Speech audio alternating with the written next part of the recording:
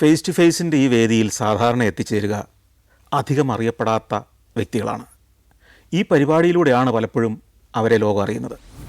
എന്നാൽ ഇന്ന് നമ്മോടൊപ്പം അതിഥി മലയാളികൾക്ക് സുപരിചിതനായ വ്യക്തിയാണ്. ഒരു കലാകാരനാണ്, ഒരു ഗായകനാണ്. അദ്ദേഹത്തെ മലയാളികൾക്ക് എത്രയോ വർഷങ്ങളായി അറിയാം. പക്ഷേ അദ്ദേഹത്തിൻ്റെ ജീവിതത്തിൻ്റെ പല കഥകളും നമുക്കറിയുകയുമില്ല. അദ്ദേഹത്തെ പ്രേക്ഷകർക്ക് പരിചയപ്പെടുത്തുകയാണ് ഇന്നത്തെ ഈ പരിപാടിയിൽ. അദ്ദേഹം പന്തളം ബാലൻ, ഗായകനായ പന്തളം ബാലൻ. സ്വാഗതം. പന്തളം ബാലൻ പന്തളത്താണോ ജീവിക്കുന്നത്? അല്ല, തിരുവനന്തപുരത്താണ്. പന്തളത്ത് ജനിച്ചു പോയി. തിരുവനന്തപുരത്ത് ജീവിക്കുന്ന പന്തളം ബാലന് തിരുവനന്തപുരം ബാലൻ എന്ന് പേരിട്ടിരുന്നെങ്കിൽ ഇന്നത്തതിനേക്കാൾ വളർച്ച ഉണ്ടാകുമായിരുന്നു ചിന്തിക്കുന്നുണ്ടോ? ഒരിക്കലും ഇല്ല. കാരണം ഇൻസിഡൻ്റലി വന്ന ഒരു പേരാണത്. അല്ല, ഞാനിത് ചോദിക്കാൻ കാര്യം, ഈ പന്തളം ബാലൻ എന്ന പന്തളം ചേർന്ന ആ വാക്ക് പലപ്പോഴും ഒരു തമാശയുടെ ഒരു വിഷയമായി മാറിയിട്ടുണ്ട്. അതുകൊണ്ട് തന്നെ നമ്മുടെ കലാജീവിതത്തെ അല്ലെങ്കിൽ നമ്മളുടെ ഒരു കിട്ടേണ്ട യഥാർത്ഥ അംഗീകാരത്തെ കുറച്ചു എന്ന് തോന്നുന്നുണ്ടോന്നാണ് ഞാൻ ഈ സ്ഥലം മാറ്റിയിരുന്നെങ്കിൽ എന്ന് ചോദിക്കാൻ കാര്യം. അത് ആദ്യമേ അത് കേട്ടപ്പോൾ എനിക്ക് വലിയ വിഷമം ഉണ്ടായിരുന്നു. പിന്നെ എവിടെ ചെന്ന് കഴിഞ്ഞാലും ഇത്തരത്തിലുള്ള ഒരു നെഗറ്റീവാണല്ലോ അത്. അതാണ് ഞാൻ ചോദിക്കുന്നത്. ആ നെഗറ്റീവ് എന്നത് ആളുകൾ പാട്ടിന് ഒരു സിനിമയിലേക്കാണെങ്കിലും വിളിക്കുന്നവരുടെ മനസ്സിൽ പോലും ആ നെഗറ്റിവിറ്റി ആദ്യം ഉണ്ടാക്കിയിട്ടുണ്ടാവുമോ? അത് പിന്നീട് പിൽക്കാലത്ത് അത് സിനിമയിൽ വന്നു. അങ്ങനെ ഞാൻ പിന്നെ അതിലേക്ക് ഉൾക്കൊണ്ട് മോഹൻലാൽ യാത്ര ചെയ്തപ്പോൾ, പ്രിയദർശന് യാത്ര ചെയ്തപ്പോൾ ഇങ്ങനെ പട പിടിച്ച് പന്തളത്തിൽ ചെന്നപ്പോൾ പന്തളം ബാലിൻ്റെ ഗാനമേള എന്ന് പറയുമ്പോൾ എൻ്റെ കയ്യിൽ നിന്ന് വിസിറ്റ് കാർഡ് എടുത്ത് കൊടുത്തിട്ട് അത് മോഹൻലാൽ അദ്ദേഹത്തിൻ്റെ ആത്മകഥയിൽ എഴുതിയിട്ടുണ്ട്. അതിലും ഇത് പ്രതിപാദിച്ചിട്ടുണ്ട്, എന്നെപ്പറ്റി പ്രതിപാദിച്ചിട്ടുണ്ട്. സത്യത്തിൽ താങ്കളൊരു ഗായകൻ എന്ന നിലയിൽ ശരിക്കും പറഞ്ഞാൽ അർഹിക്കുന്ന അത്ര അംഗീകാരം കേരളത്തിൽ നേടിയിട്ടില്ല എന്ന് വിശ്വസിക്കുന്ന ധാരാളം ആളുകളുണ്ട്. കാരണം നന്നായി പാടുന്ന, സംഗീതം അറിയുന്ന, സംഗീതം ശാസ്ത്രീയമായി പഠിച്ച ഒരു വ്യക്തി തന്നെയാണ്. അവിടെ ഈ പേര് നമ്മളെ കുറച്ച് പുറകോട്ട് വലിച്ചോ അല്ലെങ്കിൽ സാഹചര്യങ്ങൾ അങ്ങനെ ആക്കിയോ എന്നുള്ളതായിരുന്നു എൻ്റെ ആ സംശയത്തിൻ്റെ കാരണം. കേരളത്തിൻ്റെ ഒരു വ്യവസ്ഥിതിയുണ്ട്. ആ വ്യവസ്ഥിതിയുടെ ഭാഗമായിട്ടാണ് പലപ്പോഴും നമ്മൾ മാറ്റി നിർത്തപ്പെട്ടത്. അങ്ങനെ മാറ്റി നിർത്തപ്പെട്ടിട്ടുണ്ട്. ഉറപ്പായിട്ടും തിരുവനന്തപുരത്ത് നടക്കുന്ന വലിയ പരിപാടികളൊന്നും എന്നെ കാണാറില്ലല്ലോ. അല്ലെങ്കിൽ വലിയ അവാർഡ് നൈറ്റുകളിലോ അല്ലെങ്കിൽ വലിയ ചാനൽസിലൊന്നും. ഇപ്പം ഞാൻ വളരെ സന്തോഷത്തോടെയാണ്, ഞാൻ ഏറ്റവും കൂടുതൽ ആഗ്രഹിക്കുകയും സ്നേഹിക്കുകയും ബഹുമാനിക്കുകയും ചെയ്യുന്ന ഒരാളാണ് സന്തോഷ് ജോർജ് കുളങ്ങര. ഞാൻ ഒരു ഒറ്റ വീഡിയോസ് പോലും ഞാൻ മിസ് ചെയ്യാറില്ല. കാരണം ഇദ്ദേഹത്തിൻ്റെ ഇൻ്റർവ്യൂ കാണുമ്പോൾ എനിക്ക് ഒരുപാട് അറിവുകൾ കിട്ടുന്നുണ്ട്. ഇന്നൊരാൾ പറഞ്ഞത് എങ്കിൽ പിന്നെ ഇന്ന് ലോകം മൊത്തം അറിയുമല്ലോ എന്നാണ് പറഞ്ഞത്. ഇപ്പോൾ ഈ സംഗീത പരിപാടികൾ, ധാരാളം റിയാലിറ്റി ഷോകളൊക്കെ നടക്കുന്നുണ്ട്. അവിടെയൊക്കെ സംഗീതം അറിയുന്ന ആളുകൾ തന്നെയാണ് വരുന്നത്. അവിടെ താങ്കൾ തീർച്ചയായിട്ടും അവിടെ ഒരു വേദിയിൽ ഉണ്ടാവേണ്ട ആളാണ് അല്ലേ? അതെ, ഈ റിയാലിറ്റി ഷോ എന്ന് പറഞ്ഞു കഴിഞ്ഞാൽ ശരിക്കും ഗാനമേളയുടെ പാട്ടുകൾ, അതിനെപ്പറ്റി അഭിപ്രായങ്ങൾ പറയുക എന്നുള്ളതാണ്. അതിന് 40 വർഷമായിട്ട് 10,000-ത്തിലധികം വേദികൾ പാടിയ ഒരാളാണ് ഞാൻ. എന്തുകൊണ്ട് ഞാൻ അവിടെ വരുന്നില്ല? അത് മുഖ്യധാര പിന്നെ മാധ്യമങ്ങളൊന്നും തന്നെ അതിലേക്ക് നമ്മളെ കൊണ്ടുവരാൻ ശ്രമിക്കുന്നുമില്ല. ആലോചിച്ചിട്ട് എന്തായിരിക്കും അതിൻ്റെ കാരണം? നിറമാണോ പ്രശ്നം? മതമാണോ പ്രശ്നം? നിറം, മതവും ഒക്കെ ഇപ്പോൾ നമ്മൾ ഈ വന്നിരിക്കുന്ന ആളുകളുടെ കമ്പയർ ചെയ്യുമ്പോൾ അത്തരത്തിലുള്ള നിറ വ്യത്യാസങ്ങളെല്ലാം, നിറഭേദങ്ങളെല്ലാം അവിടെ കാണുന്നുണ്ടല്ലോ. അല്ല, പാട്ടിൻ്റെ ആണെങ്കിൽ തീർച്ചയായിട്ടും നമ്മൾ അതിനകത്ത് വരണം. അവരെ ശ്രദ്ധപ്പെട്ടിട്ടുണ്ടാവില്ല, അതായിരിക്കില്ലേ? അല്ല, ഇത്രയും വർഷമായിട്ടും ശ്രദ്ധപ്പെടാതിരിക്കേണ്ട ഞാൻ ചോദിക്കുന്നത്, ഇപ്പോൾ പലരും സിനിമയിൽ അവസരം കിട്ടുമെന്ന് പറയുന്നത് പോലെ തന്നെ ഇവിടെ നമ്മളുടെ ഒരു പബ്ലിക് റിലേഷൻ PR വർക്ക് വലിയ തോതിൽ ആവശ്യമായിട്ട് വന്നേക്കാം. ഈ PR വർക്ക് ചെയ്യുന്നതിൽ പിന്നിലായതുകൊണ്ടായിക്കൂടെ? ഒരിക്കലുമല്ല. PR വർക്കിൻ്റെ കാരണം ഇവർക്ക് എല്ലാവർക്കും എന്നെ അറിഞ്ഞു. എൻ്റെ ധാരണ മോഹൻലാൽ എന്നെ അറിഞ്ഞുകൂടുന്ന. അമേരിക്കയിൽ വന്നപ്പോൾ മോഹൻലാൽ എന്നെ അങ്ങോട്ട് വിളിപ്പിക്കുകയായിരുന്നു. ഈ സംഗീതത്തിലേക്ക് എങ്ങനെയാണ് തിരിയുന്നത്? ഈ ബാല്യത്തിൽ തന്നെ സംഗീതം ഉള്ളിലുണ്ടായിരുന്നതുകൊണ്ടാണോ? എൻ്റെ അപ്പൂപ്പനുമൊക്കെ ഈ കോലം തുള്ളൽ എന്ന് പറയുന്ന സാധാരണക്കാരൻ്റെ അങ്ങോട്ട് ഒരു കുടുംബത്തിലാണല്ലോ ഞാൻ ജനിച്ചത്. അപ്പം അതൊക്കെ കണ്ടും കേട്ടും. പിന്നെ ഈ കോലം തുള്ളൽ എന്ന് പറഞ്ഞാൽ ഏതുതരം കലാരൂപം അത്?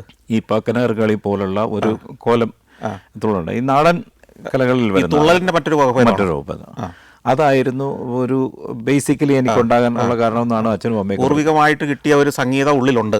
അച്ഛൻ താളബോധമുണ്ട്. അച്ഛൻ പാടില്ലായിരുന്നു, പക്ഷേ അച്ഛന് വലിയ ആഗ്രഹമായിരുന്നു എന്നെ ഒരു പാട്ടുകാരനാക്കണം. കാരണം അച്ഛന് ഈ മൂളിപ്പാട്ടൊക്കെ പാടുന്ന കേട്ടുകൊണ്ട് ഈ പിന്നെ 6ാം ക്ലാസ്സിൽ പഠിക്കുമ്പോഴത്തെ അച്ഛൻ അധ്യാപകനായിരുന്നു. UP സ്കൂൾ അധ്യാപകനാണ്. അപ്പം അച്ഛൻ അവിടുന്ന് പിന്നെ തൊട്ടടുത്ത പിന്നെ ഒരു പിന്നെ പന്തളം സുരേന്ദ്രൻ എന്ന് പറയുന്ന അദ്ദേഹത്തിൻ്റെ സിസ്റ്റർ ശാന്തകുമാരി എന്ന് പറയുന്നത്. അപ്പോൾ അവർ അടുത്ത് ഈ പിന്നെ അച്ഛനുമായിട്ട് വലിയ അവർ പാടുന്നതുകൊണ്ട് വലിയ സൗഹൃദം. അപ്പം എനിക്കിത് പാട്ട് എന്താണെന്ന് ഒന്നും അറിഞ്ഞുകൂടെ. അവിടെ ഇങ്ങനെ മൂളിപ്പാട്ടൊക്കെ പാടുന്ന കേട്ട് ഇപ്പം പാടുമല്ലോ എന്ന് തോന്നിയിട്ട് അവരുടെ അടുത്ത് കൊണ്ടുപോയി ഇട്ടാണ് ആദ്യമായിട്ട് എന്നെ ഒരു ലൈറ്റ് മ്യൂസിക് പഠിപ്പിച്ചതും അങ്ങനെ സ്കൂളിൻ്റെ റപ്പായിട്ട് എന്നെ പാടാൻ കൊണ്ടുപോകുന്നതും. ഇത് LP സ്കൂളോ UP സ്കൂളോ? UP സ്കൂളായിരുന്നു സമയത്ത്. അങ്ങനെ ഞാൻ മത്സരിക്കാൻ പോയി. പിന്നെ എനിക്ക് ഇടക്കുന്നം UPS വെച്ചായിരുന്നു, അതായത് ചാരുമൂട്ടിലുള്ള. പാടാൻ പോയി. ഇവിടെ നിന്ന് പാട്ടൊക്കെ പഠിച്ച് വലിയ സന്തോഷത്തിൽ പുതിയ ചെരുപ്പൊക്കെ വാങ്ങിച്ചത്. ചെരുപ്പൊക്കെ അച്ഛൻ വാങ്ങിച്ചു തന്നു. അങ്ങനെ പോയി അവിടെ ചെന്നു, സ്റ്റേജിൽ കയറി ചെസ്റ്റ് നമ്പർ വിളിച്ചു, പാടി തുടങ്ങി. 4 വരിയെ പാടാൻ പറ്റുള്ളൂ. ഈ ആൾക്കാരെ കണ്ടപ്പോൾ സഭാകമ്പം എന്ന് പറയത്തില്ലേ, പേടിച്ചു പോയിട്ട് അത് തിരിച്ചും മറിച്ചും പാടിയിട്ട് 4 വരിയെ പാടിയുള്ളൂ. ഞാനിങ്ങനെ ഇറങ്ങിപ്പോന്നു. അതാണ് എൻ്റെ ആദ്യത്തെ ഒരു സ്റ്റേജ് പെർഫോമൻസ്. അപ്പോൾ അവിടുന്ന് പിന്നെ അച്ഛൻ്റെ സുഹൃത്തായിരുന്നു ഈ വെൺമണി സുകുമാരൻ സാർ എന്ന് പറയുന്നത്. പാട്ട് പഠിക്കാനായിട്ട് സാറിൻ്റെ അടുത്ത് കൊണ്ടാക്കി. അങ്ങനെയാണ് പിന്നീട് ബേസിക്കലി ഉള്ള പാട്ടുകളൊക്കെ പിന്നെ ക്ലാസിക്കൽ സംഗീതം പഠിച്ചു തുടങ്ങിയതും. അതിൻ്റെ അടിസ്ഥാനം അവിടുന്നായിരുന്നു. സാറ് തന്നെ പിന്നെ എന്നെ മ്യൂസിക് കോളേജിലേക്ക് കൊണ്ടുപോയി. പിന്നെ പൂർണ്ണമായിട്ടും ഒരു പാട്ട് പാടിയത് അച്ഛൻ്റെ അതേ സ്കൂളിൽ തന്നെ. എവിടെയായിരുന്നത്? പൂഴിക്കാട്, പന്തളത്തിനടുത്തുള്ള. അവിടെ തന്നെ ആയിരുന്നോ പഠിച്ചിരുന്നത്? ഞാൻ പഠിച്ചത് അവിടെ തന്നെ. നിങ്ങൾ എത്ര സഹോദരങ്ങളാണ്? ഞാനും എൻ്റെ അനിയനും. അമ്മ ജോലി ഉണ്ടായിരുന്നു? അമ്മയുണ്ട്, പന്തളം NSS കോളേജിലെ സ്വീപ്പറായിരുന്നു. ഓ ശരി. അപ്പോൾ അച്ഛനും അമ്മയ്ക്കും ജോലി ഉണ്ടായിരുന്നു. അപ്പോൾ അതുകൊണ്ട് വീട്ടിലെ സാഹചര്യങ്ങളൊക്കെ ഭേദപ്പെട്ടതായിരുന്നല്ലോ സ്വാഭാവികമായിട്ട്? ആയിരുന്നില്ല.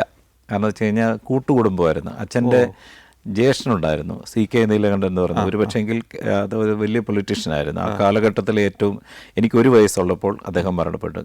എനിക്ക് തോന്നുന്നു ആദ്യത്തെ SC മന്ത്രിയാകേണ്ട ഒരാളുമായിരുന്നു. അപ്പം അറ്റാക്കായിട്ട് മരിച്ചു. അതിനുശേഷം അദ്ദേഹത്തിൻ്റെ വൈഫും 3 പെൺമക്കളുമായിരുന്നു. അപ്പോൾ ഇവരെ കൂടെ ഞങ്ങളെല്ലാം കൂടെ ഒരുമിച്ചാണ്, അച്ഛനും അമ്മയും കൂടെയാണ് അവരെ സംരക്ഷിച്ച് വളർത്തിയത് അവസാനം വരെ. ഇപ്പോഴും അങ്ങനെ തന്നെയാണ്, ഞങ്ങളൊരു കുടുംബം പോലെയാണ്.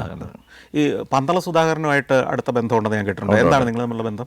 എൻ്റെ അച്ഛൻ്റെ കുടുംബത്തിലുള്ള അതായത് അദ്ദേഹം എൻ്റെ സംഗീത യാത്രയിൽ എന്നെ ഒരുപാട് സഹായിച്ച ഒരാളാണ്.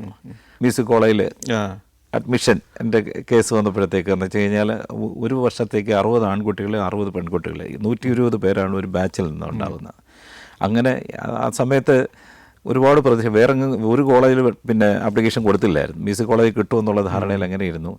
പോസ്റ്റ്മാൻ വരുമ്പോൾ എല്ലാ ദിവസവും നോക്കി നിൽക്കുമായിരുന്നു. പക്ഷേ അഡ്മിഷനും എല്ലാം ക്ലോസ് ആയതിന് ശേഷം പിന്നെ എൻ്റെ ഈ സങ്കടം കണ്ടിട്ട് അമ്മയും അച്ഛനും കൂടെ പന്തളം സുധാകരൻ, അന്ന് വണ്ടൂർ MLA ആയിരുന്നു. അപ്പം അതിന് ശേഷമാണ് മന്ത്രിയായത്. അപ്പം അങ്ങനെ ചെന്ന് കണ്ട് അദ്ദേഹം ഒരു സ്പെഷ്യൽ ഓർഡർ വാങ്ങിച്ചു. അങ്ങനെ 121ാമത്തെ ആളായിട്ടാണ് ഞാൻ മ്യൂസിക് കോളേജിൽ വന്നത്. ആ ബാച്ചിൽ ആകെ അറിയപ്പെടുന്ന ഒരാളാണ് ഞാൻ. വലിയ പാട്ടിൽ അവഗാഹമില്ലാത്ത ആളുകൾക്ക് വേണ്ടി ചോദിക്കുക, ഈ സംഗീത കോളേജിൽ എങ്ങനെയാണ് പഠനം ആരംഭിക്കുന്നതും പിന്നെ അത് ഘട്ടം ഘട്ടമായിട്ട് നിങ്ങൾ ഓരോ കടന്ന് മുമ്പോട്ട് പോകുന്നതും എങ്ങനെയാണ്, തുടങ്ങുന്നത് എങ്ങനെയാണ്? തുടക്കം അവിടെ ഒരു ഇൻ്റർവ്യൂ ഉണ്ട്.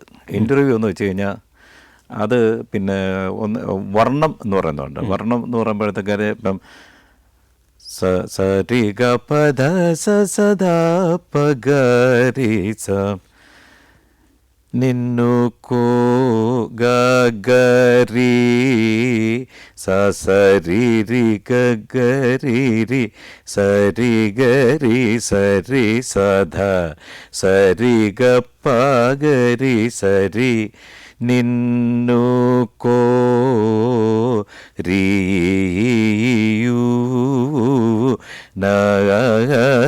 നു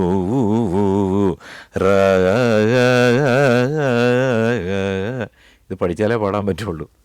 അതാണ് ബേസിക്കലി ഇത്തരത്തിലുള്ള ഒരു വർണ്ണമോ അടതാള വർണ്ണമോ കീർത്തനം പെട്ടെന്ന് പാടാൻ പറ്റും. വാദാവീരണഭക്തിം പാടാൻ പറ്റും, കേട്ടു പാടാൻ പറ്റും. ഈ കോളേജിൽ ചേരണമെങ്കിൽ അടിസ്ഥാനം അത്യാവശ്യം പഠിച്ചിട്ടേ അങ്ങ് ചെല്ലാൻ പറ്റും. ഞാൻ ആ ഇൻ്റർവ്യൂവിൽ പങ്കെടുത്തിരുന്നു. ബട്ട് എനിക്ക് ആ സമയത്തും കിട്ടിയില്ല എന്ന് പറഞ്ഞപ്പോഴത്തേക്ക് ഭയങ്കര ജീവിതത്തിൽ ഒരുപാട് സങ്കടമായിരുന്നു. കാരണം വെച്ച് കഴിഞ്ഞാൽ അത് കിട്ടിയില്ലല്ലോ, മറ്റൊരു കോഴ്സിനും പോകാൻ പറ്റില്ല. പക്ഷേ അന്ന് അങ്ങനെ പോയതാണ്. അല്ലെങ്കിൽ ഞാൻ ഏതെങ്കിലും ക്ലർക്കായിട്ടോ. ഈ ഫസ്റ്റ് ഇയറിൽ എന്തൊക്കെയാണ് പഠിക്കാൻ? ഫസ്റ്റ് ഇയറിൽ പഠിക്കാനുള്ളത് ആദ്യം ബേസിക്കലി സപ്തസ്വരങ്ങൾ മുതൽ, അതായത് മായമാളവ് ഗൗളരാഗത്തിലാണ്. ഇത് സരി ഗ മ പ ധ നി സ നി ധ പ മ ഗ രി സ. അത് ബേസിക്കലി അതുകൊണ്ട് അതിൻ്റെ പിന്നെ എന്താ പറയുക സരളി വരിശകൾ, ജണ്ട വരിശകൾ, മേൽസായി വരിശകൾ, ജണ്ട വരിശകൾ, ഇങ്ങനെ സെക്ഷൻസ് ഉണ്ട്. അപ്പോൾ അതെല്ലാം പഠിച്ചെങ്കിൽ മാത്രമേ ഒരു ശരിക്കും ഒരു ബേസിക്കലി ഒരു കർണാടക സംഗീതജ്ഞനാകാൻ സാധിക്കുകയുള്ളൂ. ഇതൊക്കെ പഠിച്ചെങ്കിൽ മാത്രമേ. കാരണം ഈ പലരും പെട്ടെന്ന് പഠിച്ച് പഠനം നിർത്തുന്ന ഒരുപാട് പേരുണ്ട്. മെനക്കെടാൻ മേല, ഇത് ഭയങ്കര മെനക്കേടാണ്. അന്നത്തെ സാഹചര്യം എന്ന് വെച്ച് കഴിഞ്ഞാൽ അച്ഛന് പിന്നെ ഈ എന്താ പറയുക 25 രൂപയാണ് പോക്കറ്റ് മണി നമുക്കാകെ തരുന്നത്. 25 രൂപ അന്നത്തെ എന്ന് വെച്ച് കഴിഞ്ഞാൽ ഈ മുണ്ട് മുറുക്കി കൊടുത്ത് കിട്ടുന്ന ഈ വീട്ടിലെല്ലാ ചിലവും കഴിഞ്ഞിട്ടായിരിക്കും മോനെ അച്ഛന് വലിയ ആഗ്രഹമായിരുന്നു എന്നെ ഒരു വലിയ പാട്ടുകാരനാക്കുക എന്നുള്ളത്. പക്ഷേ എൻ്റെ 18 വയസ്സുള്ളപ്പോൾ അച്ഛൻ മരണപ്പെട്ടു പോയി. സർവീസിലിരിക്കുമ്പോൾ തന്നെയാണ് സർവീസിലിരുന്നപ്പോൾ മരിച്ചത്. ഈ അച്ഛൻ മരിച്ചു കഴിഞ്ഞ് പിന്നെ വീട്ടിലെ സ്ഥിതി എങ്ങനെയായി? അമ്മ വളരെ കഷ്ടമായിരുന്നു. കാരണം എന്ന് വെച്ച് കഴിഞ്ഞാൽ അമ്മയുടെ ചെറിയ വരുമാനത്തിൽ ഒരിക്കലും ജീവിക്കാൻ പറ്റില്ല. അപ്പം 16 വയസ്സ് മുതൽ ഞാൻ പാടി തുടങ്ങി. അതിൻ്റെ ഒരു പിന്നെ നമ്മൾ ചോദിച്ചതിൻ്റെ കണ്ടിന്യൂസ് ആയിട്ട് പറയുകയാണെങ്കിൽ ഫസ്റ്റ് ഇയർ ഞാൻ അവിടെ ചെന്നു. എൻ്റെ പാട്ടൊക്കെ കേട്ട് കൂട്ടുകാരൊക്കെ ഭയങ്കര ഇഷ്ടമായിരുന്നു. അപ്പം അങ്ങനെ ഞാൻ അവിടെ ഒരു ഡാൻസ് സെക്ഷൻ ഉണ്ട്. അപ്പോൾ അവിടെ ഒരു ടൈറ്റ് റൂമുണ്ട്. അവിടെ ഇങ്ങനെ അതിനകത്ത് പാടുമ്പോൾ ഭയങ്കര എക്കോയാണ്. പുഴയോരഴകുള്ള പെണ്ണ് ആലുവ പുഴയോരഴകുള്ള പെണ്ണ്, ഇങ്ങനെ പാടുമ്പോഴത്തെ ഭയങ്കര കണ്ട അത് പിന്നെ അവർക്കെല്ലാവർക്കും ഭയങ്കര ഇഷ്ടം. എന്നെക്കൊണ്ട് എപ്പോഴും പാടിക്കുമായിരുന്നു. അങ്ങനെ SFIയുടെ ഒരു സംസ്കാരം എന്ന് പറയുന്ന സംഘടനയുണ്ട്, SFIയുടെ. അപ്പോൾ അതിനകത്ത് അവരുടെ ഒരു മീറ്റിങ്ങിൽ പിന്നെ പരിപാടികളൊക്കെ നടന്നു വരുന്നപ്പോഴത്തേക്ക് അന്നത്തെ അവിടുത്തെ ഒരു വൈസ് ചെയർമാനുണ്ട്, T. രമ എന്ന് പറയുന്നത്. പിന്നെ അവർക്ക് അവരുടെ ജോലി കിട്ടി, പ്രൊഫസറായിരുന്നു മ്യൂസിക് കോളേജിൽ. അപ്പോൾ അവരുടെ ഒറ്റ നിർബന്ധത്തിൽ എന്നെ വാചിറക്കാം ഇങ്ങോട്ടെന്ന് പറഞ്ഞാൽ എന്നെ പിടിച്ചുകൊണ്ട് പോയി. പിന്നെ ആ 86 ഞാൻ പോകുന്നത്. അപ്പോൾ അവിടുത്തെ ഈ അന്നത്തൊക്കെ ഓണപ്പാട്ടൊക്കെ എന്ന് വെച്ചാൽ ഭയങ്കര ഫേമസ് ആണ്. തരങ്ങയുടെ ദാസേട്ടൻ്റെ ഓണപ്പാട്ടുകൾ ഇങ്ങനെ കേൾക്കാൻ വേണ്ടി ഇങ്ങനെ കാസറ്റ് വാങ്ങാനും പഠിക്കാനും എല്ലാ പാട്ടുകളെല്ലാം ഹിറ്റായിരുന്നല്ലോ. ഇപ്പോൾ ഒറ്റ പാട്ട് ആർക്കും അറിഞ്ഞും കൂടെ ഇപ്പോഴത്തെ കാലത്ത്. അങ്ങനെ ആവണി പൂക്കൾ എന്ന് പറയുന്ന ഒരു MS വിശ്വനാഥ് സാറിൻ്റെ ഒരു കാസറ്റായിരുന്നു. അപ്പോൾ അതിനകത്ത് ഓണപ്പൂവേ ഓമൽ പൂവേ എന്നൊരു പാട്ടുണ്ടായിരുന്നു. അപ്പോൾ അത് ഞാൻ പെട്ടെന്ന് അപ്പോൾ ഇവിടുന്ന് പഠിച്ചിട്ടൊക്കെയാണ് പോയത്. പക്ഷേ ഞാൻ അവിടെ കയറി നിന്ന് പാടി ആ പാട്ട്. പിന്നെ അവിടുത്തെ അധ്യാപകരും പിള്ളേരുമൊക്കെ എന്നെ ഓണപ്പൂവേ എന്നായിരുന്നു ആ കാലത്ത് വിളിച്ചിരുന്നത്. അപ്പോൾ ഇത് ഇൻസിഡൻ്റലി അത് കേൾക്കാൻ വേണ്ടി മുരളി സിത്താര എന്ന് പറയുന്ന സംവിധായകനുണ്ടായിരുന്നു. സിത്താര എന്ന് പറയുന്ന ട്രൂപ്പുണ്ട്. അപ്പം പയ്യൻ കൊള്ളാമല്ലോ എന്ന് പറഞ്ഞിട്ട് അങ്ങനെ എന്നെ സിത്താര എന്ന് പറയുന്ന ട്രൂപ്പിലേക്ക് 86 തന്നെ. അപ്പോൾ ഈ സിത്താര എന്ന ട്രൂപ്പിലെ ഗായകനായി കുറേശ്ശെ വരുമാനം ഉണ്ടായി തുടങ്ങിയ സമയം. അതെ അങ്ങനെയാണോ സർവൈവ് ചെയ്ത ആ കാലം? അത് കാലം. അതായത് 86 മുതൽ പ്രൊഫഷണൽ പാട്ടുകാരനായി ഈ കോളേജ് പഠിക്കുമ്പോൾ 40 വർഷമായി. ആണല്ലേ? 40 വർഷം. എനിക്ക് പലപ്പോഴും സംശയം തോന്നിയിട്ടുള്ള കാര്യം, നിങ്ങൾ ഈ സംഗീത കോളേജിൽ എന്തുകൊണ്ടാണ് മറ്റ് സംഗീതം അവിടെ പഠിപ്പിക്കാത്തത്? അവിടെ വിവിധ സ്ട്രീംസ് വേണേൽ പഠിപ്പിക്കാവുന്നതല്ലേ? പഠിപ്പിക്കാവുന്നതാണ്. പക്ഷേ അതിനെപ്പറ്റി കാരണം പണ്ട് മുതലേ ഒരു ക്ലാസിക്കലിന് വേണ്ടി മാത്രമുള്ള അല്ലേ, ഹിന്ദുസ്ഥാനി ആവാം, വെസ്റ്റേൺ ആവാം, ഇതിനൊക്കെ ക്ലാസിക് സ്വഭാവമുള്ളത് തന്നെയാണല്ലോ. ആണോ? പക്ഷേ അതിനെപ്പറ്റി ദീർഘവീക്ഷണമുള്ള ഭരണാധികാരികൾ വന്നെങ്കിൽ മാത്രമേ ഇതിൻ്റെ വയലിലും അല്ലെങ്കിൽ ഈ പോർഷൻസും ഒക്കെ ഉണ്ടല്ലോ. അപ്പോൾ അതിനെപ്പറ്റി ചിന്തിക്കുന്ന പുതിയ മന്ത്രിമാരോ അല്ലെങ്കിൽ തീരുമാനം എടുക്കേണ്ടവരൊക്കെ വേണമെങ്കിൽ ചെയ്യാവുന്നേ. കേരളത്തിൽ 2-3 സംഗീത കോളേജുകളുണ്ട്. എല്ലാ വർഷവും 10,000 കുട്ടികൾ വെച്ച് പഠിച്ചിറങ്ങുന്നുണ്ട്. ആർക്കും ജോലിയില്ല കേട്ടോ, ഒരാൾക്കും ജോലിയില്ല. അപ്പോൾ ഇതിൻ്റെയൊക്കെ ഭാവി എന്താവും? സത്യം പറഞ്ഞാൽ ഇപ്പം ഞാൻ ഈ ഗാനമേള ഫീൽഡ് തിരഞ്ഞെടുത്തില്ലെങ്കിൽ അന്യാധീനപ്പെട്ടു പോരെ എൻ്റെ. കാരണം പല ട്രൂപ്പുകൾ ഗസ്റ്റായിട്ടൊക്കെ പാടി. മംഗള ഓർക്കസ്ട്രയിൽ പാടിയിട്ടുണ്ട്, കലാഭവനിൽ പോയി പാടിയിട്ടുണ്ട്. തിരുവനന്തപുരം സ്വാതി എന്ന് പറയുന്നൊരു ഓർക്കസ്ട്ര ഉണ്ടായിരുന്നു, സിംഗിങ് ബേർഡ്സ്. ഇത്തരം ട്രൂപ്പുകളിലൂടെയാണ് അന്ന് വരുമാനം ഉണ്ടായിരുന്നു. ഞാൻ അതങ്ങനെ പോയിട്ടുണ്ട്. ബാക്കിയുള്ളവരൊക്കെ ട്യൂഷൻ എടുത്തും ചെറിയ സംഗീത സ്കൂളുകൾ നടത്തിയും. ദയനീയമായ അവസ്ഥ. ഈ മാറി വന്നുകൊണ്ടിരിക്കുന്ന ഒറ്റ ഗവൺമെൻറ്റും ഇതിന് വേണ്ട ഒരു ശാശ്വതമായ ഈ സംഗീത അധ്യാപകരുടെ പോസ്റ്റ് ഇപ്പോൾ ഇല്ല. ഉണ്ടായിരുന്നത് ആ അധ്യാപകൻ പെൻഷനാകുന്നതോടെ ആ പോസ്റ്റ് അബോളിഷായി പോകുന്നത്. അപ്പം അതിന് ഒരു വീണ്ടും വിചാരം ഇവരാരും തന്നെ പല പ്രാവശ്യങ്ങൾ സംസാരിച്ചിട്ടുണ്ട്. ഇപ്പോൾ കുട്ടികളുടെ സ്കൂൾ യുവജനോത്സവങ്ങൾ ഒക്കെ നടത്തുമ്പോഴും അതിൽ സംഗീതം വളരെ പ്രധാനപ്പെട്ട ഒരു ഇനമാകുമ്പോൾ പോലും അത് പഠിപ്പിക്കാനുള്ള അധ്യാപകർ സ്കൂളില്ല എന്നുള്ളത് വിരോധാഭാസമല്ലേ? ഇപ്പോഴത്തെ തലമുറയ്ക്ക് പല സ്കൂളുകളിൽ ബേസിക് ടീച്ചേഴ്സ് ഇല്ല. നമ്മളൊക്കെ പഠിച്ചിരുന്ന കാലത്ത് ഞാൻ പഠിച്ച സ്കൂളിലില്ലായിരുന്നു, പല സ്കൂളുകളും ഉണ്ടായിരുന്നു. പക്ഷെ അത് ഒരു പരിധി വരെ കുട്ടികൾക്ക് ഇപ്പം സൂംബ ഡാൻസ് വന്നിട്ടുണ്ടല്ലോ, അതൊക്കെ ഏറ്റവും നല്ലതാണെന്ന് ഞാൻ പറയുന്നു. കാരണം റിതമിക്കായ ഒരു തലമുറയെ വാർത്തെടുക്കുവാൻ കുറച്ചുകൂടെ എനർജറ്റിക്കാണ്. കാരണം പ്രത്യേകിച്ച് ഇപ്പോഴത്തെ ഈ കാലഘട്ടത്തിൽ ലഹരിയും മറ്റു കാര്യങ്ങളും ഒക്കെ ഉള്ളപ്പോൾ ഒരിക്കലും ഒരു കലാകാരൻ തീവ്രവാദിയാകാൻ പറ്റില്ല എന്നാണ് ഞാൻ മനസ്സിലാക്കുന്നത്. ക്ഷമ ഉണ്ടാകണമെങ്കിൽ ഇരുന്ന് സാരി ഷഡ്ജം ശുദ്ധ ഋഷഭം, ചെറിയ രീവർണം, വലിയ ഗാവർണം, ചെറിയ മാവർണം. കാരണം ഈ വേവ്സ്, കാരണം ഈ ഏറ്റക്കുറച്ചിനനുസരിച്ചാണ്, സ്വരങ്ങളുടെ വ്യത്യാസങ്ങൾക്കനുസരിച്ചാണ് രാഗം മാറുന്നത്. സരി ഗമ പധനി സനിധ പമഗരി സ, സപ്തസ്വരങ്ങൾ. ഇത് മായാമളാണ്. സരി ഗമ പധനി സരി ഗമ ഗരി സനിധ പമഗരി സ. രാഗം മാറി.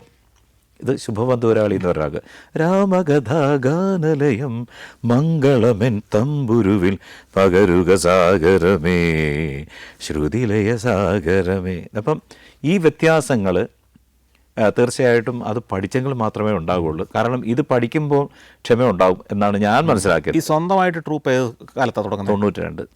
അതുവരെ ഈ പറഞ്ഞ സ്ഥലങ്ങളിലൊക്കെ തന്നെയായിരുന്നു. പക്ഷേ 92 ആയപ്പോഴത്തേക്കും കോളേജിലെ പഠനമൊക്കെ കഴിഞ്ഞോ? 92 കഴിഞ്ഞ ഉടനെ തന്നെ സ്വന്തം ട്രൂപ്പ് ആരംഭിക്കുകയായിരുന്നു. ട്രൂപ്പ് ആരംഭിച്ചു. എത്ര പേരുണ്ടായിരുന്നു അന്ന് ട്രൂപ്പിൽ? 10 പേര്. 10 പിന്നെ 4 പാട്ടുകാരും, ഞാൻ ഉൾപ്പെടെ 14 പേരുണ്ടായിരുന്നു. പിന്നെ സൗണ്ട് വേറെ. അതാ പറഞ്ഞത്, അതൊരു വലിയൊരു സന്നാഹം വേണം. എല്ലാം കൂടെ ഒരു വണ്ടിയിലാണ് പോകുന്നത്. ഗാനമേളയുമായി കേരളം മുഴുവൻ സഞ്ചരിച്ചു. ആ കാലഘട്ടത്ത് സാധാരണഗതിയിൽ ധാരാളം നല്ല അനുഭവങ്ങളും മോശാനുഭവങ്ങളും ഒക്കെ ഉണ്ടായിട്ടുണ്ടാവും. ഇന്നും ഓർത്തിരിക്കുന്ന കുറേ അനുഭവങ്ങളില്ലേ? ഒന്ന് രണ്ടെണ്ണം പറയാമോ? തിരുവനന്തപുരത്ത് ഒരു വലിയൊരു ക്ഷേത്രമുണ്ട്.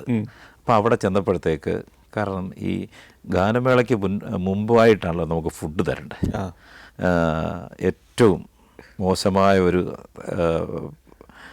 പ്രതലത്തിൽ കൊണ്ട് എല്ലാവർക്കും ചോറ് വിളമ്പൊന്ന് ഇരിക്കുന്നു എന്ന് വെച്ച് കഴിഞ്ഞാൽ നമുക്ക് ഒരിക്കലും വിശ്വസിക്കാൻ പറ്റാത്ത തരത്തിലുള്ള ഒരു ഇൻസിഡൻ്റ് ആയിരുന്നു. അപ്പോൾ ഞാൻ എല്ലാവരോടും പറഞ്ഞു, നമ്മൾ ഇവിടുന്ന് കഴിക്കേണ്ട, ഞാൻ നിങ്ങൾക്ക് ഫുഡ് വാങ്ങിച്ചു തരാം. കാരണം ഒരു തൊഴുത്തിൽ കൊണ്ട് ഇരുത്തുക എന്ന് പറഞ്ഞു കഴിഞ്ഞാൽ അത് എൻ്റെ ജീവിതത്തിൽ ഏറ്റവും വലിയ ഒരു വിഷമം ഉണ്ടാക്കിയ ഒരു സംഭവമാണ്. ദേവരായ മാഷെ എങ്ങനെയാണ് ആദ്യമായിട്ട് പരിചയപ്പെടുന്നത്?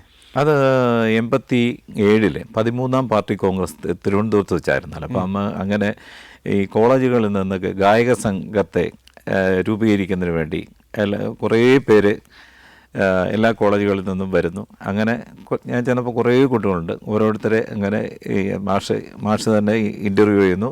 പാടിക്കുന്നുണ്ട്. സ രി ഗ പ ഇടയ്ക്കിട്ടുള്ള സ്വരങ്ങളാണ് പാടുന്നത്. അപ്പം അത് ആര് പാടുന്നുണ്ടോ അവരെ എടുക്കും. എല്ലാവരും എടുക്കില്ല, മാറ്റി നിർത്തും, അങ്ങോട്ട് മാറ്റി നിർത്തും. അങ്ങനെ എന്നെ ഇൻ്റർവ്യൂ ചെയ്തു. ഞാനും ചില ഇന്നായി, ഇപ്പോഴത്തെ ഭാഷയാണല്ലോ, ഔട്ടായി, ഞാൻ ഇന്നായി. അതിനുശേഷം പാട്ടുകൾ പഠിപ്പിച്ചു തുടങ്ങിയതിന് ശേഷം എൻ്റെ കൂടെ പാടിയിരുന്ന ആളാണ് ഇന്നത്തെ സംഗീത സംവിധായകൻ എം ജയചന്ദ്രൻ. ജി ശ്രീറാം, കാറ്റേയൊക്കെ പാടിയിരിക്കുന്ന ഞങ്ങളെല്ലാം ഈ മാസ്റ്ററുടെ ഈ ഗ്രൂപ്പിലേക്ക് വന്ന ആൾക്കാരാണ്. ഇതിൽ നിന്ന് സെലക്റ്റായി വന്നവരാണ്. പിന്നെ ഇപ്റ്റ എന്ന് പറയുന്ന സംഘടന ഉണ്ടായിരുന്നു. അദ്ദേഹത്തിൻ്റെ ഈ ഗായക സംഘത്തിൻ്റെ മെയിൻ ഒരാളായി എന്നെ സെലക്ട് ചെയ്യും. ഞാനായിരുന്നു ഇവരെ പഠിക്കുന്ന കാലത്ത് തന്നെയാണ്, പഠിക്കുന്ന കാലത്ത് ഒരു 87 മുതൽ ഇങ്ങനെ കണ്ടു. മാഷയുടെ ആദ്യത്തെ പ്രോഗ്രാം CPIയുടെ സംസ്ഥാന സമ്മേളനം കോഴിക്കോട് മുതലക്കുളം മൈതാനിയിലായിരുന്നു. അപ്പം ഞാൻ മാധുര്യമ്മയുണ്ട്. മാധുര്യമ്മ ഞങ്ങളെല്ലാം കൂടെ ഒരു ട്രെയിനിൽ പിന്നെ കോഴിക്കോട് ചെന്നിറങ്ങുന്നു. അപ്പം ചെന്നിറങ്ങി എല്ലാവരും പെട്ടെന്ന് 1 മണിക്കൂറിനകം തന്നെ വരണം, നമുക്ക് അവിടെ സ്റ്റേജിൽ റിഹേഴ്സൽ നോക്കണമെന്ന് പറയുമ്പോഴത്തേക്കും ഞങ്ങളെല്ലാം കൂടെ ചെന്ന് റിഹേഴ്സൽ നടക്കുന്ന തൊട്ട് മുമ്പായിട്ട് അവിടെ അനൗൺസ് ചെയ്യുന്നു. വൈകുന്നേരം 7 മണിക്ക് ചലച്ചിത്ര പിന്നണി ഗായിക ശ്രീമതി P. മാധുരിയും T. ബാലനും നയിക്കുന്ന വിപ്ലവ ഗാനമേള. പിന്നീട് 89 എൻ്റെ അച്ഛൻ മരിച്ചത്. എൻ്റെ അച്ഛൻ മരിക്കുന്ന ദിവസം ഞാൻ ദേവരാജ മാസ്റ്റർ വീട്ടിൽ കിടന്നുറങ്ങിക്കൊണ്ടിരിക്കുകയെന്ന് വെച്ചാൽ അന്ന് പാർലമെൻറ്റ് ഇലക്ഷൻ നടക്കുകയാണ്. അന്നത്തെ സ്ഥാനാർത്ഥി ONV കുറുപ്പായിരുന്നു. അദ്ദേഹത്തിൻ്റെ എൻ്റെ ഗായക സംഘത്തിൻ്റെ മെയിൻ ഗായകനായിരുന്നു ഞാൻ. അങ്ങനെ അത് കഴിഞ്ഞ് അവിടെ കിടന്നുറങ്ങിയപ്പോഴത്തേക്കാണ് പിന്നെ ഈ മരണ വാർത്ത അറിയുന്നു. പിന്നെ അതിനുശേഷം അദ്ദേഹമാണ് എന്നെ പന്ത്രണ്ടേക്ക് അയച്ചതും പിന്നീട് ഒരു ഏറ്റവും കൂടുതൽ വാത്സല്യം തന്ന് എന്നെ ഒരു എന്താ പറഞ്ഞ ആ അത്രയ്ക്ക് അനുഭവം. ദേവരാജൻ മാഷ് ആരുടെയെങ്കിലും കല്യാണത്തിന് പോയതായിട്ട് കണ്ടിട്ടുണ്ടോ? എൻ്റെ കല്യാണത്തിന് വന്നു, കല്യാണത്തിന് വന്നു, അനുഗ്രഹിച്ചു. എത്രയോ സമയം ഉണ്ടായിരുന്നു. അതോടൊപ്പം തന്നെ ഞാനും വൈഫും മാഷും കൂടെ നിൽക്കുന്ന ഒരു ഫോട്ടോ ഉണ്ടാണ്, അദ്ദേഹത്തിൻ്റെ അലമാരയ്ക്കകത്ത് സൂക്ഷിച്ചിരിക്കുകയായിരുന്നു. ആ സമയത്തും ദേവരാജൻ മാഷ് സംഗീതം ചെയ്യുന്നുണ്ട്? വളരെ കുറച്ചായിരുന്നു, വളരെ കുറഞ്ഞു. അതിൽ ഏതെങ്കിലും പാട്ടുകൾ പാടാൻ അവസരം തന്നിരുന്നോ? ഞാൻ പിന്നെ സഖാവ് എന്ന സിനിമയിലാണ് പിന്നെ അതിൽ പാടിയിരുന്നു. അതിൽ പി എ ബക്കർ സാർ. അപ്പോൾ അതിൽ കൂടെയാണ് ഈ പേര് മാറ്റിയതും പന്തളം ബാലനാക്കിയതൊക്കെ ഈ സിനിമയിൽ കൂടെ. 2 പാട്ടുകളുണ്ടായിരുന്നു. ഒന്ന് മാധുരിയമ്മയോടൊപ്പം ഡുവേറ്റും, പിന്നെ അല്ലാതെ ഞാനൊരു സോളോയും പാടി. അതിനുശേഷം ഗോത്രം എന്ന് പറയുന്ന സിനിമയുണ്ടായിരുന്നു, അതിലും എന്നെ പാടിച്ചു. പിന്നെ സ്നേഹിച്ച് തീരാത്ത ഗന്ധർവൻ, സ്വാതി തിരുനാൾ, പിന്നെ 2-3 നാടകങ്ങളുണ്ടായിരുന്നു. ഇതിനകത്തെല്ലാം എന്നെ കൊണ്ട് പാടി. എവിടെയെങ്കിലും സ്പേസ് ഉണ്ടെങ്കിൽ എനിക്കൂടെ തരുമായിരുന്നു. സ്വന്തമായി ഗാനമേള ട്രൂപ്പ് ഉള്ള കാലമുണ്ട്, മറ്റ് ട്രൂപ്പുകളിൽ പാടുന്ന കാലമുണ്ട്. ഈ സമയത്ത് സിനിമാ സംഗീത സംവിധായകരെ സമീപിച്ചിട്ടില്ലായിരുന്നോ? സമീപിച്ചില്ല. പക്ഷേ പിന്നെ ഈ രവീന്ദ്രൻ മാഷും ഒക്കെ ആയിട്ടുള്ള ബന്ധം ഉണ്ടാകുന്ന എങ്ങനെയാണ്? അത് പിന്നീടാണ്. ഞാൻ 2000 ഞാൻ 92, 93 ബേണി ഇഗ്നേഷ്യസിൻ്റെ കുറേ പാട്ടുകൾ പാടിയിട്ടുണ്ട്. അതായത് തരംഗിണി കഴിഞ്ഞാൽ പിന്നെ രഞ്ജിനി കാസറ്റ്സ് ഉണ്ടായിരുന്നു. MT ശ്രീകുമാർ പോയതിന് ശേഷം എന്നെ പുതിയ ഗായകനെ അവതരിപ്പിക്കുമെന്ന് പറഞ്ഞ് വലിയ പരസ്യമൊക്കെ കൊടുത്തിരുന്നവർ. പക്ഷേ അതിനകത്തൊരു പ്രശ്നം എന്ന് വെച്ചാൽ അപ്പോഴത്തേക്ക് ഞാൻ എസ്റ്റാബ്ലിഷ് ആയിരുന്നു പന്തളം ബാലൻ എന്നുള്ള പേരിൽ. ഇവർക്ക് ആ പേരിൽ ലുക്കില്ലെന്ന് പറഞ്ഞിട്ട് ബാലചന്ദ്രൻ എന്നാക്കി. അപ്പോൾ അത് കരിയറിൽ വലിയ ഗുണമൊന്നും കിട്ടിയില്ല. അന്ന് പിന്നെ ഗുണത്തെക്കാൾ ഏറെ ദോഷമാണ് അത് കേട്ടത്. രവീന്ദ്രൻ മാഷെ എങ്ങനെയാണ് പരിചയപ്പെടുന്നത്? രവീന്ദ്രൻ മാഷെ പരിചയപ്പെടുന്നത് ഞങ്ങളുടെ ഈ പറഞ്ഞ പന്തളം സുധാരൻ ചേട്ടൻ എപ്പോഴും വിളിക്കുകയും എടുക്കുകയും അവിടെ വരികയൊക്കെ ചെയ്യുന്ന. അങ്ങനെ ഞങ്ങൾ അടുത്തടുത്താണ് താമസിക്കുന്നത്. ഞാൻ പേരൂർക്കട, അദ്ദേഹം ശാസ്ത്രമംഗലത്താണ്, പൈപ്പും ബോർഡിലാണ് താമസിക്കുന്നത്. ഒരു ദിവസം ഞങ്ങൾ അവിടെ പോയപ്പോഴത്തേക്ക് ഇങ്ങനെ രവീന്ദ്രൻ മാഷ വീട്ടിൽ പിന്നെ അദ്ദേഹം പോയിരുന്നു, കണ്ടിരുന്ന് സംസാരിച്ചു. നിൻ്റെ കാര്യം ഞാൻ പറഞ്ഞിട്ടുണ്ട് എന്ന് പറഞ്ഞ. അപ്പം ചേട്ടൻ പറഞ്ഞാൽ മതി എപ്പോഴാണ്. അപ്പം വീണ്ടും പുള്ളി ഒന്നോട് വിളിച്ചപ്പോഴത്തേക്ക് അവനോട് പറ, ഇന്ന് വൈകിട്ട് 4 മണിയാകുമ്പോൾ അങ്ങോട്ട് വരാൻ പറ. എങ്ങോട്ട്? അദ്ദേഹം അന്ന് കോസ്മോയുടെ ബാക്കിൽ തിരുവനന്തപുരത്താണ് താമസിക്കുന്നത്. ഞാൻ അവിടെ ചെന്നപ്പോഴത്തേക്ക് വലിയ സൈസുള്ള ഒരാൾ നിന്ന് പട്ടിയെ കുളിപ്പിക്കുക. ഇരിക്കടാ, നീ അവിടെ ഇരിക്കുക. അപ്പം ഞാൻ അവിടെ ചെന്നപ്പോഴത്തേക്ക് എൻ്റെ കമ്പോസിങ് നടന്നുകൊണ്ടിരിക്കുക. പകൽപൂരം സിനിമയുടെ കമ്പോസിങ് ആയിരുന്നു. പിന്നെ ആർട്ടിസ്റ്റുകളെല്ലാം എനിക്ക് പരിചയമുള്ളതായതുകൊണ്ട് ഞാൻ അവിടെ ചെന്നിട്ട് പിന്നെ മാഷ് വന്നു. അതിനുശേഷം അവിടെ കമ്പോസിങ് തുടങ്ങിയപ്പോഴത്തേക്ക് എന്നെ കൊണ്ടുകൂടെ പാടിച്ചു. ഈ ട്രാക്ക് പാടാൻ വേണ്ടിയുള്ള പാട്ട് പഠിച്ചു. അത് ഞാൻ പഠിച്ചു. നടവഴിയും ഇടവഴി എസ് രമേശൻ നായർ സാർ എഴുതിയ പാട്ടാണ്. പിന്നെ എന്നെ കൊണ്ട് പാടിച്ചത്. ട്രാക്ക് പാടിയത് ഞാൻ തന്നെ. എറണാകുളത്ത് വെച്ചായിരുന്നു, റിയാൻ സ്റ്റുഡിയോയിൽ വെച്ചായിരുന്നു. അതിൻ്റെ 2 സിനിമയുടെ ഒരുമിച്ചായിരുന്നു. ഒന്ന് എൻ്റെ ഹൃദയത്തിൻ്റെ ഉടമ എന്ന് പറഞ്ഞ സങ്കീർത്തനം പോലെ ഉണ്ടല്ലോ, അതിൻ്റെ വെർഷൻ ഭരത് ഗോപി സാറ് സംവിധാനം ചെയ്തു. പിന്നെ ഒരു ദിവസം ഞാൻ കൂടെ ഉണ്ട്, ഫുൾ ടൈം ഉണ്ട്. ട്രാക്കെല്ലാം പാടി ഞാൻ തന്നെയായിരുന്നു, അതുകൊണ്ട് കൂടെ തന്നെ ഉണ്ടായിരുന്നു. അപ്പം എനിക്ക് അടൂർ പന്നുപുഴ ക്ഷേത്രത്തിനൊരു ഗാനമേള ഉണ്ട്. ഞാൻ നീ പോയിട്ട് ഉടൻ വരണം എന്ന് പറഞ്ഞ് ഞാൻ വെളുപ്പിനെ എത്തിയപ്പോഴത്തേക്ക് മാഷറുടെ അസിസ്റ്റൻ്റ് ഉണ്ട്, അനിൽ, എന്നോട് പറഞ്ഞു, മാഷ് പറഞ്ഞു പിന്നെ വേറെ ആരോ ട്രാക്ക് പാടിയ ഒരു പാട്ട്, അത് നിങ്ങളൊന്ന് പാടി വയ്ക്കണം. രാവിലെ 10 മണിയാകുമ്പം ഗോപിയേട്ടൻ ഭരത് ഗോപി സാർ വരും. അത് ഇങ്ങനെ അപ്പോൾ 10 മണിയായപ്പം ഞാൻ രാവിലെ തന്നെ എഴുന്നേറ്റ്, ഉറക്കമാണ് എങ്കിലും ഒന്ന് പാടി. 10 മണിയായപ്പോൾ ഇദ്ദേഹം വന്നു, എന്നെ കൂടെ വിളിച്ച് പാട്ട് കേട്ടോണ്ടിരുന്നപ്പോഴത്തേക്ക് പിന്നെ ഇദ്ദേഹം ചോദിച്ചു, രവി ഈ പാടിയതാരാണ്? ഭരത് ഗോപി സാർ ചോദിച്ചു. അപ്പോൾ പറഞ്ഞു, ഇത് പന്തളം ബാലൻ എന്ന് പറഞ്ഞ പുതുപാട്ടുകാരനാണെന്ന് വെച്ചു.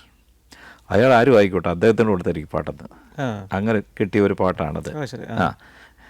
പിന്നെ അതിപ്പോൾ മറ്റേ പാട്ടാണ് പിന്നെ പകൽപൂരത്തിലെ ടൈറ്റിൽ സോങ്, നടവഴിയും ഇടവഴിയും എവിടേക്ക് പോകണമെന്ന് പറഞ്ഞത്. അതോടെയാണ് സിനിമ തുടങ്ങുന്നത്. പക്ഷേ ആ പാട്ട് കൃത്യമായിട്ട് ഉപയോഗിച്ചിട്ട് അതിനകത്ത് എൻ്റെ പേരിട്ടില്ല. വിവാഹിത എന്ന് പറഞ്ഞ സീരിയൽ പാടിയായിരുന്നു, അത് രവീന്ദ്ര മാഷൻ, രാധികത്തിലൊക്കെ ഞാനിവിടെയാണ് പാടിയത്. പാട്ടെല്ലാം പാടിക്കഴിഞ്ഞ് സെഞ്ചുറി കൊച്ചുമോനോ എന്ന് പറയുന്നുണ്ട്, അദ്ദേഹത്തിൻ്റെ ആയിരുന്നു ഈ പ്രോജക്റ്റ്, അദ്ദേഹമുണ്ട്. അപ്പം വിധുരേ വിവാഹിത നീ, ഈ പാട്ട് യേശുദാസിനെ കൊണ്ട് ദാസാറ്റിനെ കൊണ്ട് ചെന്നൈ കൊണ്ട് പാടിക്കണം എന്ന് പറഞ്ഞിട്ടാണ്. അപ്പം രാധികത്തിലും പാടി, ഞാനും പാടിയത്. ട്രാക്കാണ് പാടിയത്. ആ ട്രാക്ക് കേട്ടതിന് ശേഷം അദ്ദേഹം പറഞ്ഞു, ആര് പറഞ്ഞു? സെഞ്ചുറി കൊച്ചുമോൻ എന്ന് പറഞ്ഞാൽ അദ്ദേഹം പറഞ്ഞ് ഇനി ഇദ്ദേഹത്തിൻ്റെ ഈ പാട്ട് കൊടുക്കാമെന്ന് പറഞ്ഞിട്ട് അങ്ങനെ കിട്ടിയ 2-3 പാട്ടുകളാണത്. എങ്ങനെയാണ് പിന്നെ അവിടെ നിന്ന് അമേരിക്കയിലേക്ക് കടക്കുന്നത്? 2003 അതെന്തിനാ പരിപാടിക്ക് പോകുന്നതാണോ? പ്രോഗ്രാമിന് വേണ്ടി പോയതാണ്. ഏകദേശം 1 മാസം സമയമുണ്ടായിരുന്നു. അപ്പോൾ എനിക്ക് ഇവിടെ സാമ്പത്തികമായി വലിയ സ്ട്രഗിളിൽ നിൽക്കുന്ന സമയം, വീടില്ല, 2 മക്കളായി. ഈ 1 മാസത്തെ അവിടുത്തെ പര്യടനത്തിനിടയ്ക്ക് തീരുമാനിച്ചു ഇത് തിരിച്ചു പോകണ്ട, അങ്ങനെ തീരുമാനിച്ചത്. പക്ഷെ അങ്ങനെ അവിടെ നിൽക്കുമ്പോൾ ഒരു തൊഴിൽ വേണ്ടേ? എങ്ങനെ മറ്റെന്ത് തൊഴിൽ അവിടെ കണ്ടുപിടിക്കും? അപ്പോൾ ഒരു ഗ്യാസ് സ്റ്റേഷനിലേക്ക് എന്നെ ജോലിക്കായിട്ട്. ഒരു ഗ്യാസ് സ്റ്റേഷനില്ല, അതായത് പെട്രോൾ പമ്പിലാണ് ആദ്യം ജോലിക്ക് അതെ അതെ അതെ. ചില സ്ഥലങ്ങളിൽ ഗ്രോസറീസ് ഉണ്ട്, എടുത്ത് നോക്കുമ്പോൾ നമ്മൾ ബില്ലടിക്കുക, കൂളർ ഫില്ലിംഗ് ഉണ്ട്, പണി ചെയ്യണം, മോപ്പിംഗ് ഉണ്ട്, ബാത്റൂം കഴുകണം. ഈ ആരോഗ്യസ്ഥിതിക്കും ഈ ഇങ്ങനെയൊക്കെ ഉണ്ടാകാനുള്ള കാര്യം എന്ന് വെച്ച് കഴിഞ്ഞാൽ പാട്ട് വിട്ടിട്ടുള്ള ജീവിതമായിരുന്നു കുടുംബത്തിന് വേണ്ടി. അതിനകത്തൊരു ദുഃഖമൊന്നും എനിക്ക് തോന്നിയിട്ടില്ല ഇന്നേ വരെ. ഈ 8 വർഷവും പാട്ടിലേക്ക് തിരിഞ്ഞിട്ടേ ഇല്ല. അമേരിക്കയിലെ ഈ ഗ്യാസ് സ്റ്റേഷനിലും ഇത്തരം ഗ്രോസറി സ്റ്റോറിലും ഒക്കെ പലപ്പോഴും ഈ തോക്കുമായിട്ട് ആളുകൾ കയറി വരിക, വിരട്ടുക, വെടിവെക്കുക, ഇതൊക്കെ ഇടയ്ക്കിടയ്ക്ക് എല്ലാം ഉണ്ടാകുന്നില്ലേ? മാസ്ക് വെച്ചിട്ട് ഇവിടെ കൊണ്ട് വെച്ചിട്ട് രാത്രി 10:30 തോക്ക് വെച്ചിട്ട് വിത്ത് ഓൾ മണി എന്ന് പറഞ്ഞാൽ ഞാൻ ഹാൻഡ്സപ്പ് കൈപൊക്കി അവിടെ നിൽക്കുക. ഞാൻ കൈ അനക്കിയിട്ടുണ്ടെങ്കിൽ മമ്പടി വയ്ക്കും.